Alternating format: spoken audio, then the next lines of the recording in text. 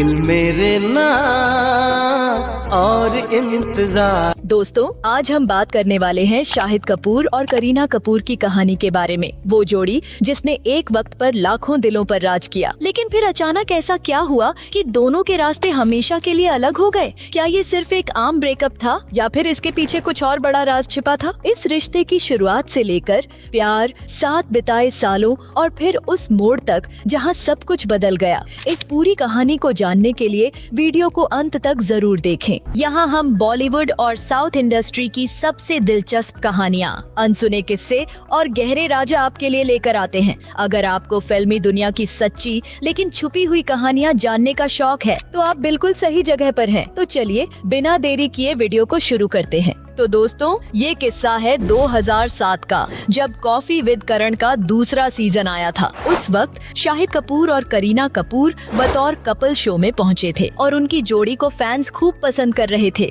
लेकिन अब जब हम आज की तारीख में नजर डालते हैं तो हालात बिल्कुल उलट हो चुके हैं। ऐसा क्या हुआ कि कभी एक दूसरे के लिए जान देने की बात करने वाले ये सितारे अब एक दूसरे की शक्ल तक देखना पसंद नहीं करते। जहाँ शाहिद कपूर को आज एक गुड हस्बैंड और जेंटलमैन की तरह देखा जाता है, वहीं करीना कपूर को गोल्ड डिगर कहकर ट्रोल किया जाता है। लेकिन सच क्या है? गलती किसकी थी? ये रिश्ता टूटा कैसे और इसकी शुरुआत कहां से हुई? आज की इस कहानी में हम आपको बताएंगे हर वो अनसुना राज जो इस चर्चित ब्रेकअप के पीछे छुपे हुए हैं। तो वीडियो को अंत तक जरूर देखें, क्योंकि ये स्टोरी आपके बॉलीवुड गॉसिप को और भी मजेदार बना देगी। तो कहानी की शुरुआत होती है 21 सितंबर 1980 से, जब कपूर खानदान में एक नन्ही परी का जन्म हुआ, करीना कपूर। अगर उनके पिता की बात करें तो वो है रणधीर कपूर और उनकी माँ है बबीता। लेकिन क्या आप जानते हैं कि करीना नाम कैसे पड़ा? इस नाम के पीछे भी एक दिलचस्प कहानी छुपी हुई है। दरअसल जब बबीता जी प्रेग्नेंट थी तो उस दौरान वो एक किताब पढ़ रही थी जिसका नाम था NN करीना। उसी किताब से इंस्पायर होकर उन्होंने अपनी दूसरी बेटी का नाम करीना रख दिया। अब बात करें कपूर खानदान की, तो उनकी पूरी फैमिली हिस्ट्री बॉलीवुड से गहराई से जुड़ी हुई है। करीना के दादा थे हिंदी सिनेमा के शोमैन राज कपूर और उनसे भी बड़े लेजेंड थे पृथ्वीराज कपूर, जो उनके परदादा थे। वहीं अगर उनके अंकल की बात करें तो वो हैं ऋषि कपूर और इसी रिश्ते से रणबीर कपूर उनके कजिन ब्रदर हुए। और हाँ, उनकी बड़ी बहन तो है ही बॉलीवुड की आइकॉनिक एक्ट्रेस करिश्मा कपूर। तो दोस्तों, करीना कपूर की एजुकेशन की कहानी भी किसी फिल्मी ड्रामे से कम नहीं है। उनकी शुरुआती पढ़ाई मुंबई के जमनाबाई नर्सरी स्कूल से हुई, जहां उन्होंने 11वीं तक की पढ़ाई पूरी की। लेकिन 12वीं के लिए उन्हें देहरादून के एक बोर्डिंग स्कूल भेज दिया गया। अब सवाल ये उठता है कि आखिर इतनी दूर भेजने की जरूरत क्यों पड़ी? तो जनाब, इसके पीछे भी एक तगड़ी फिल्मी स्टोरी छुपी हुई है। ये बात तब की है जब करीना 11वीं कक्षा में थी और जमनाबाई स्कूल में पढ़ रही थी। उसी दौरान उन्होंने अपनी क्लास के एक लड़के को पसंद करना शुरू कर दिया। लेकिन उनकी माँ बबीता जी को जैसे ही इस बात की भनक लगी, उन्होंने तुरंत ही एक बॉलीवुड स्टाइल प्लॉट ट्विस्ट डाल दिया।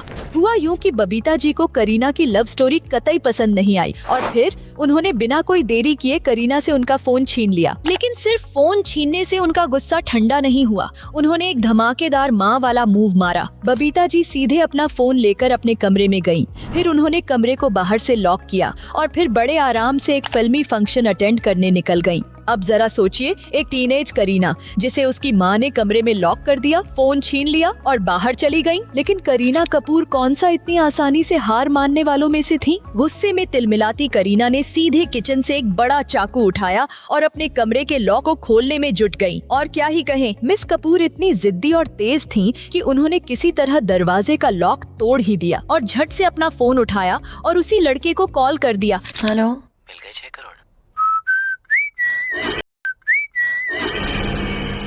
जिसे वो पसंद करती थी। लेकिन बात सिर्फ कॉल तक नहीं रुकी। करीना तो उसी दिन उस लड़के से मिलने भी पहुंच गई। अब ऐसे में घर में हंगामा मचने वाला था और वही हुआ। करीना की इस हरकत की खबर पूरे घर में आग की तरह फैल गई और बात पहुंच गई बबीता जी तक। अब बबीता जी को समझ आ गया था कि बॉलीवुड की गलियों में कदम रखने से पहले ही करीना खुद को फिल्मी हीरोइन समझने लगी है। बस उन्होंने बिना वक्त गवाए फैसला लिया कि करीना को बोर्डिंग स्कूल भेजा जाएगा, वो भी मुंबई से दूर देहरादून में। और इस तरह करीना पहुंच गई वेलहम गर्ल्स स्कूल, जहां उन्होंने 12वीं की पढ़ाई पूरी की। लेकिन कहानी यहाँ खत्म नहीं होती। जैसे ही उनकी स्कूलिंग पूरी हुई वो मुंबई वापस आई और मीठीबाई कॉलेज में एडमिशन ले लिया। प्लान था कि कॉमर्स लेकर ग्रेजुएशन पूरी करेंगी, लेकिन हुआ क्या, करीना को पढ़ाई बिल्कुल मजेदार नहीं लगी और सिर्फ 2 साल के अंदर कॉलेज छोड़ दिया। अब जब उन्हें कॉमर्स में इंटरेस्ट नहीं था तो उन्होंने एक नया प्लान बनाया, अमेरिका जाने का। करीना ने बिना देर किए हार्वर्ड यूनिवर्सिटी में एडमिशन लिया और वहाँ 3 महीने का माइक्रो कंप्यूटर कोर्स किया।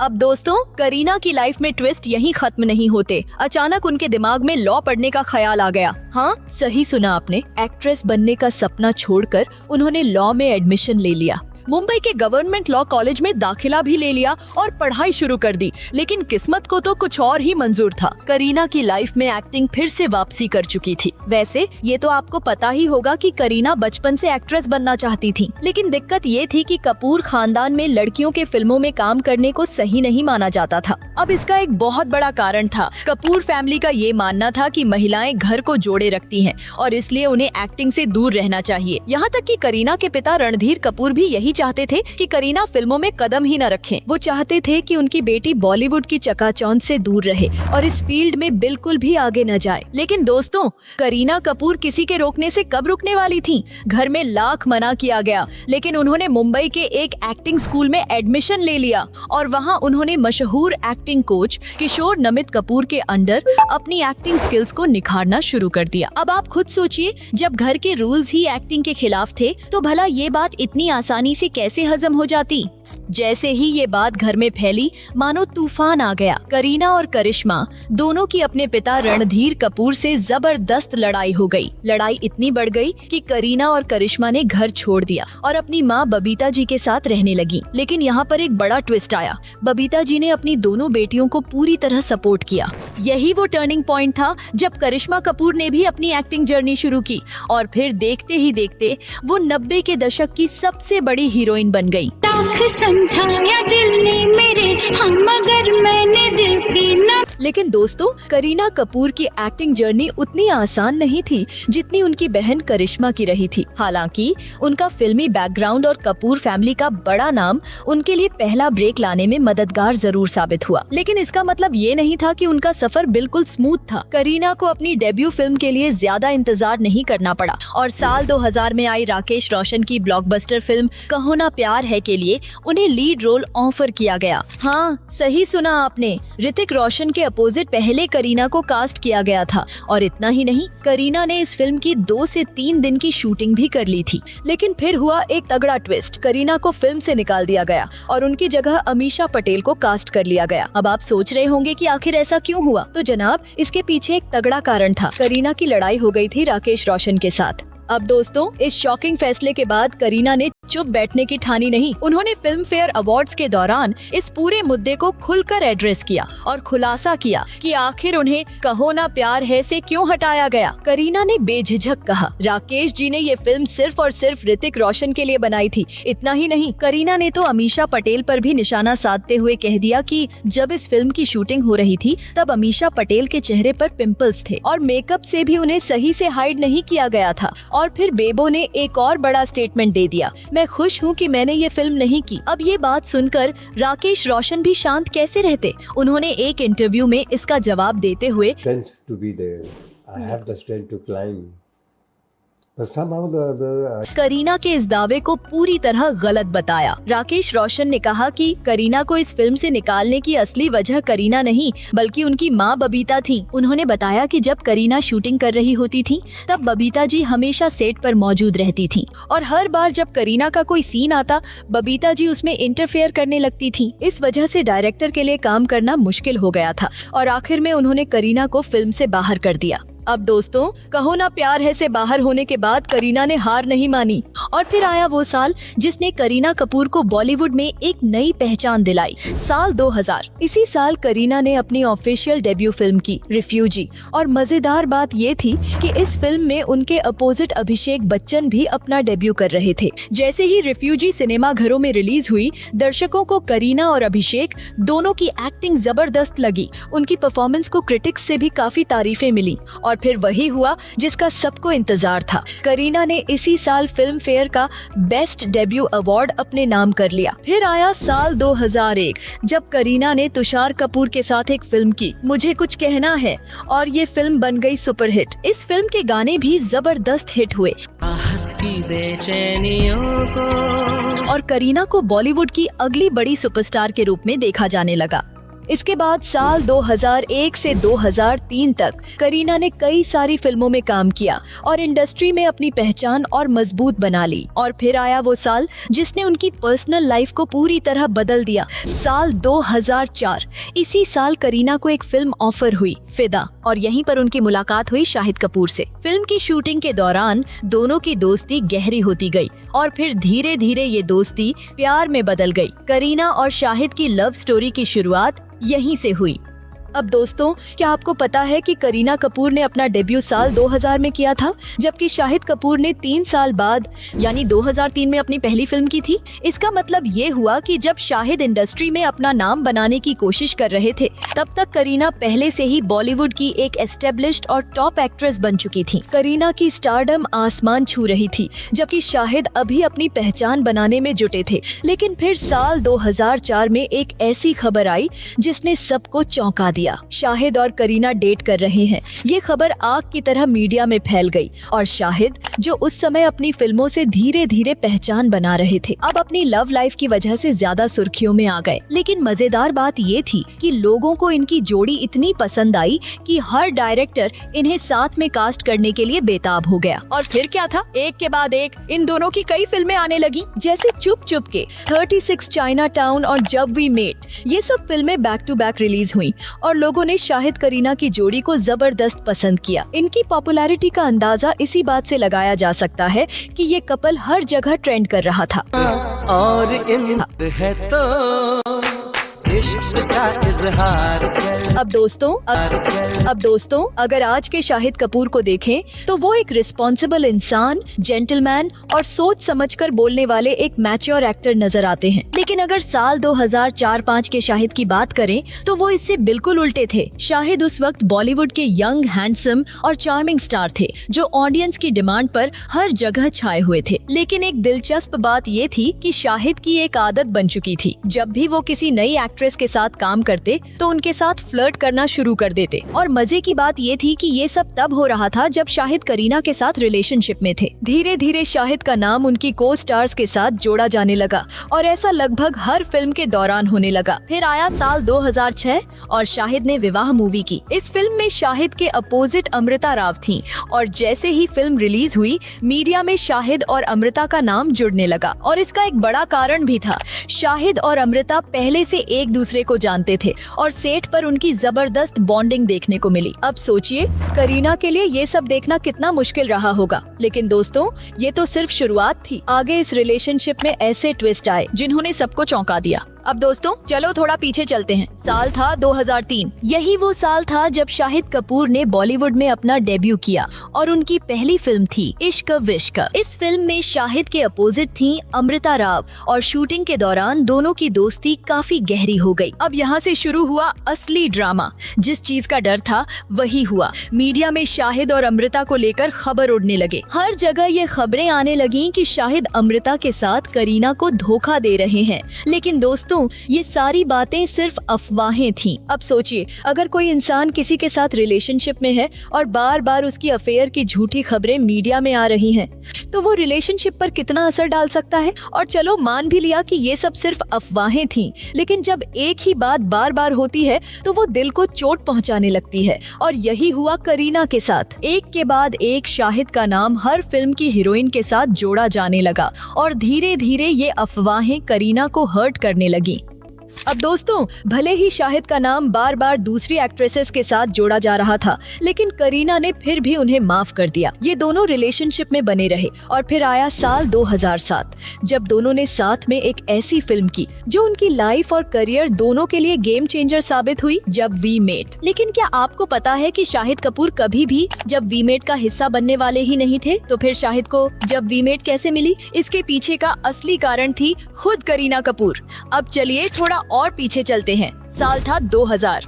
इम्तियाज अली और बॉबी देओल उस वक्त अच्छे दोस्त थे और इम्तियाज के दिमाग में जब वी मेट की कहानी तब से थी, लेकिन इम्तियाज को इस कहानी को पूरा करने में पूरे 5 साल लग गए, यानी साल 2000 से 2005 तक। इस दौरान इम्तियाज दूसरी फिल्मों और प्रोजेक्ट्स में बिजी थे, इसलिए उन्होंने जब वी मेट को होल्ड पर रखा था। और मजे की बात ये थी कि इम्तियाज शुरू में इस फिल्म को बॉबी देओल के साथ बनाना चाहते थे, लेकिन बॉबी देओल एक के बाद एक नई फिल्में साइन करते जा रहे थे और हर बार कहते, मैं इस फिल्म के बाद जब वी मेट को करूंगा। रंग बल्ले बल्ले, तेरी चाल बल्ले बल्ले, तेरा रूप। इम्तियाज ने सालों तक किया इंतजार, लेकिन बॉबी ने कभी फिल्म साइन ही नहीं की। आखिरकार इम्तियाज अली ने बॉबी देओल के बिना ही जब वी मेट बनाने का फैसला कर लिया और यहीं पर करीना कपूर ने अपनी एंट्री मारी। करीना ने डायरेक्टर से कहा, अगर तुम हीरो बदल ही रहे हो तो शाहिद कपूर को कास्ट क्यों नहीं करते? और बस करीना की इस सलाह के बाद शाहिद को जब वी मेट मिल गई। इसके बाद शूटिंग शुरू हुई और फिर क्या था, जब वी मेट रिलीज होते ही सुपरहिट साबित हुई और बन गई बॉलीवुड की आइकॉनिक रोमांटिक फिल्मों में से एक। अब दोस्तों, साल 2008 आया और फिर से शाहिद कपूर के रिलेशनशिप ड्रामे ने सुर्खियां बटोर ली। इस बार कहानी जुड़ी थी शाहिद कपूर और विद्या बालन से। शाहिद और विद्या को फिल्म किस्मत कनेक्शन ऑफर हुई और जैसे जैसे शूटिंग आगे बढ़ी, फिर से वही पुरानी कहानी दोहराई जाने लगी। मीडिया में शाहिद और विद्या के लिंकअप की अफवाहें तेजी से फैलने लगी। अब ये सारी खबरें करीना तक भी पहुँच गयी और इस बार उन्हें सच में बहुत बुरा लगा। मीडिया में ये खबरें उड़ने लगी कि शाहिद ने विद्या के साथ मिलकर फिर से करीना को धोखा दे दिया है। पहले तो करीना ने इन सब अफवाहों को नजरअंदाज किया, क्योंकि मीडिया में सेलिब्रिटीज के बारे में फेक न्यूज तो आम बात है। और फिर करीना ने शाहिद को कई बार कॉल और मैसेज किए, लेकिन शाहिद ने न तो कॉल्स उठाए न ही मैसेजेस का जवाब दिया। अब करीना को धीरे धीरे समझ आने लगा कि ये सिर्फ अफवाहें नहीं थी, बल्कि सच में कुछ गड़बड़ थी। आखिरकार करीना को खुद पता चल गया कि शाहिद अब विद्या के साथ नजदीकियां बढ़ा रहे थे और बस यहीं से इस लव स्टोरी का सबसे बड़ा ट्विस्ट आया। तो बात है 2003 की, जब करीना पहली बार सैफ अली खान से मिली, वो भी LOC कारगिल फिल्म की शूटिंग के दौरान। जैसे जैसे फिल्म आगे बढ़ी, दोनों की दोस्ती भी गहरी होती गई। लेकिन असली ट्विस्ट आया 2006 में, जब ओमकारा फिल्म आई। इस फिल्म में दोनों ने फिर साथ काम किया और उनकी बॉन्डिंग पहले से भी ज्यादा मजबूत हो गई। फिर आया साल 2007, जब करीना ने आखिरकार ये फैसला कर लिया कि वो अब शाहिद के साथ नहीं रह सकती। वजह तो तुम जानते ही हो। और इसी के बाद आया करीना के करियर और लाइफ का टर्निंग पॉइंट, साल 2008। इस साल उन्हें टशन फिल्म ऑफर हुई और सोचो जरा, उनके अपोजिट कौन थे? जी हाँ, सैफ अली खान। इस फिल्म की शूटिंग के दौरान दोनों की नजदीकियां और बढ़ी थक जाएगा और फिर दोनों को एक दूसरे से प्यार हो गया। आखिरकार 16 अक्टूबर 2012 को दोनों ने शादी कर ली और बन गए बॉलीवुड के मोस्ट आइकॉनिक कपल्स में से एक। पर्सनली कहूँ तो दोस्तों, मुझे हमेशा लगता था कि सेलिब्रिटीज और आम लोगों की जिंदगी में जमीन आसमान का फर्क होगा, लेकिन नहीं। असल में हर रिलेशनशिप का फंडा एक जैसा ही होता है। जहाँ एक इंसान शुरू से ही पूरे दिल से एफर्ट डालता है, वहाँ दूसरा अक्सर उसकी कद्र नहीं करता, क्योंकि वो चीज उसे बिना किसी मेहनत के मिल जाती है। वहीं जो शख्स प्यार में सब कुछ झोंक देता है, वो इसी भ्रम में जीता रहता है कि अगर मैं और ज्यादा एफर्ट करूँगा, इसकी मदद करूंगा, इसका हर पल ख्याल रखूंगा, तो एक दिन इसे मेरी अहमियत समझ आएगी। लेकिन दोस्त, ऐसा शायद ही कभी होता है। जिसे कुछ बिना मांगे मिल जाता है, वो उसे अक्सर खिलौने की तरह इस्तेमाल करता है, जबकि जो मेहनत करता है वो आखिर तक सिर्फ मेहनत ही करता रह जाता है, उम्मीदों के सहारे, बिना किसी गारंटी के। अब अगर इस कहानी की हैप्पी एंडिंग की बात करें तो वो तो कब का हो चुका है। करीना हमेशा से ही अपने रिलेशनशिप में एक ऐसा शख्स चाहती थी जो उनके एफर्ट्स की कदर करे, और वो उन्हें सैफ के रूप में मिल चुका है। तुमने भी कई अवार्ड शोज में देखा होगा कि सैफ करीना का हाथ थामे हर जगह साथ चलते हैं, जैसे वो कभी उनका साथ नहीं छोड़ेंगे। अब अगर शाहिद की बात करें तो उनकी लाइफ में भी सच्चा प्यार आ चुका है, मीरा के रूप में। और ये कोई अफवाह नहीं, बल्कि खुद रिसेंट जयपुर इवेंट यानी आईफा अवार्ड्स में दोनों को हंसते बोलते और गले मिलते देखा गया था। और इसका सीधा मतलब मामला पूरी तरह सेट है। तो दोस्तों, शाहिद और करीना की इस कहानी में प्यार, अलगाव और नई शुरुआत सब कुछ था। बॉलीवुड में रिश्ते जितने चमकते हैं उतने ही पेचीदा भी होते हैं और यही तो इन्हें दिलचस्प बनाता है। अगर आपको ऐसे ही अनसुने फिल्मी राज, मसालेदार गॉसिप और दिलचस्प बॉलीवुड स्टोरीज पसंद है तो सब्सक्राइब कर लो। यहाँ आपको हर हफ्ते मिलेंगी बॉलीवुड और साउथ सिनेमा की सबसे जबरदस्त कहानियाँ जो आपको कहीं और नहीं मिलेंगी। तो बस सीट बेल्ट बांध लो क्योंकि यहाँ मिलेगा आपको एंटरटेनमेंट का पूरा डोज। मिलते हैं अगली धमाकेदार स्टोरी में, तब तक फिल्में देखते रहो और मजे लेते रहो।